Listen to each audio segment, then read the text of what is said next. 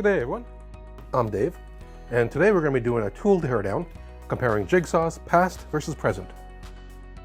So today we're just going to be looking at comparing actually an older one versus a new one. They are slightly different, being a scroll versus a just regular jigsaw. These particular ones we've used before. If you want to see specific videos on how to tear apart these tools, please check out some of our other videos.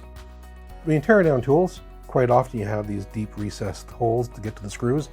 And quite often the bits that come with these multi-bit screwdrivers aren't deep enough.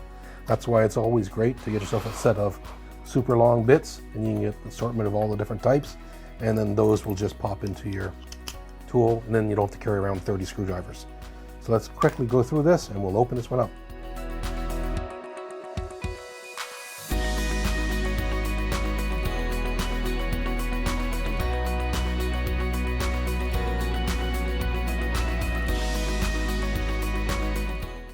So if we look at these two jigsaws, this one being an older scroll saw and this one being a relatively new jigsaw, and we look inside, we don't see a whole lot of differences. Both of these motors are brushed motors. Here's our brush on this particular model and our brush on our second model, our newer one. And again, same idea, we got a commutator. Here we have a lot more divisions, which means more individual windings in comparison to an older motor, which has less windings. And again, both motors have a fan here on the main shaft to keep the windings cool. We have this one on our older model, and we have this on our newer model. Newer model is plastic, older model is steel. And then our switch, of course, in the cord going in, these are actually push-in with a locking mechanism in this older one. And in our new model, the wires, same idea, from the main cord come in, and they're actually just screwed onto the switch for easier replacement. And then the technology really hasn't changed at all. In the front, of course, we have our gear. On the gear, we have a pin. The pin slides in the slot, actually move the jigs up and down. As we go through, we can see that.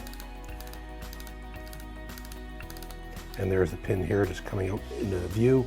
And if we look at our newer model, we have the same concept. There's our pin into our gear, and it's just moving up and down in this slot. As we can see right there at the top, and then slowly it's going to drop down to the bottom to allow a full circle. And then we have some of our subtle differences just because we're dealing with different models and different manufacturers, and of course different time eras. This one now has a variable speed control with a little bit of circuitry to adjust what kind of speed you want to run at. And our older one doesn't have the speed control, but it has a scroll head which allows me to turn and change the angle at the blade at the end. That allows me to hold this saw perfectly still and just change the angle at which I'm cutting.